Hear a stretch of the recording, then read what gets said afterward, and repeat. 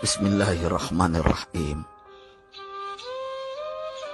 Pada suatu hari Rasulullah SAW ditemui oleh malaikat Jibril. Rasul pun bertanya, "Ada apa wahai Jibril?"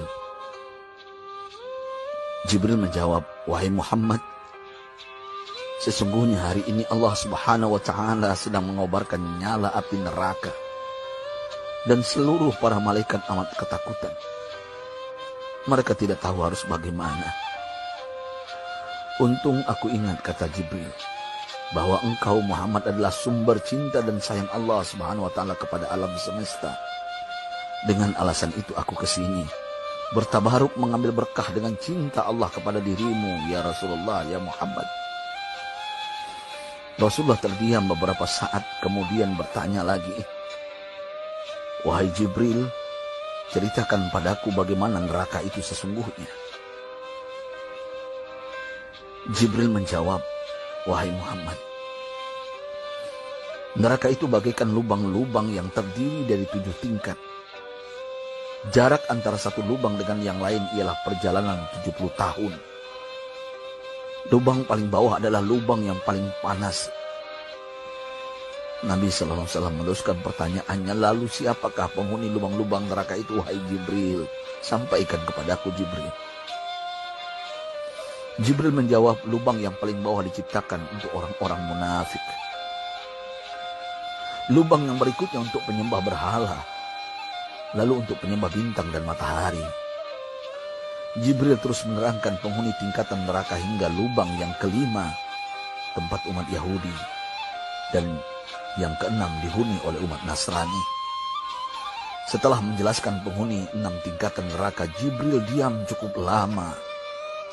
Rasulullah SAW penasaran dan bertanya kepada Jibril, "Wahai Jibril, siapakah penghuni neraka yang ke-7?" Jibril diam saja tidak menjawab. Rasulullah SAW mengulangi pertanyaannya, tapi Jibril tetap diam. Rasulullah tambah penasaran dan mendesak Jibril agar dijawab pertanyaannya. Akhirnya Jibril pun berkata, "Umatmu, wahai Muhammad, mereka itu para pelaku dosa besar di kalangan umatmu, yang dimana sampai mereka mati belum sempat bertaubat." Mendengar jawaban Jibril, Rasulullah langsung jatuh pingsan. Jibril merangkulnya dan meletakkan tubuh baginda di atas pangkuannya. Tak berapa lama Rasulullah SAW sadar dan langsung menangis bersimbah air mata dengan terisak-isak. Rasulullah mempertegas pertanyaannya, "Wahai Jibril, apakah benar ada di antara umatku yang masuk neraka?" Jibril menjawab, "Benar, wahai Muhammad, pelaku dosa besar di antara umatmu yang belum bertaubat." Setelah itu Rasulullah menghadap kiblat dan sujud kepada Allah dalam isak tangisnya. Sesekali dengan suara pelan beliau membisikkan kata-kata, "Ummati ya Rabb, ummati, ummati, ummati." Beliau SAW tidak mengangkat kepalanya dalam keadaan seperti itu selama 3 hari 3 malam, kecuali setiap Bilal bin Rabah mengumandangkan azan. Barulah beliau bangkit untuk menjadi imam, dan setelah itu kembali sujud lagi. Pada hari ketiga Abu Bakar menyadari hal ini, beliau mengetuk pintu Rasulullah dan mengucapkan salam 3 kali, namun tidak terdengar jawaban. Abu Bakar sedih dan berseru di hadapan pintu Nabi besar Muhammad SAW, "Apakah ada jalan untuk masuk ke rumahmu ya Rasulullah?" Tetap tidak ada jawaban. Di jalan Abu Bakar bertemu sahabat Umar. "Mengapa engkau menangis, wahai Abu Bakar?" kata Umar. Abu Bakar menceritakan keadaan Rasulullah SAW. Maka Umar pun melangkah menuju rumah Rasulullah dan terjadilah hal yang sama. Umar pun pulang dan menangis. Di jalan Umar bertemu sahabat Salman Al-Farisi. Dengan terisak Umar bercerita kepada Salman hingga membuat dia amat sedih, namun tidak berani mengulangi hal yang sama. Salman melangkah menuju rumah Fatimah radhiyallahu anha dan menceritakan hal itu.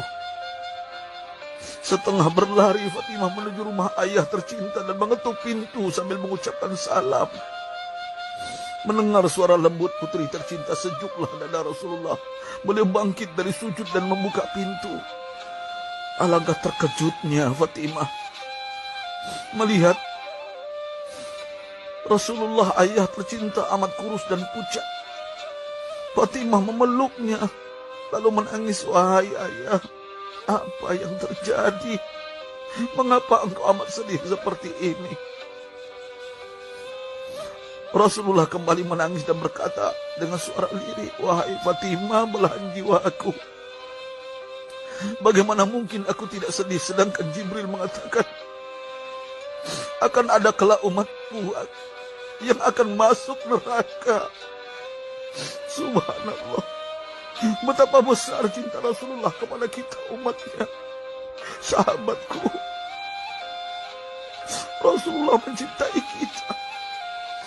Antaman ma'aman ahbabta, engkau akan berkumpul dengan orang yang kau cintai. Mari kita mencintai baginda Nabi besar Muhammad SAW yang mencintai kita umat yang tidak rela kita masuk neraka. Mari kita mencintai beliau dengan berselawat. Sahabatku, sampaikan, Rasul mengajarkan kepada kita, man dalla ala khairin falau mislu ajri fa'ili.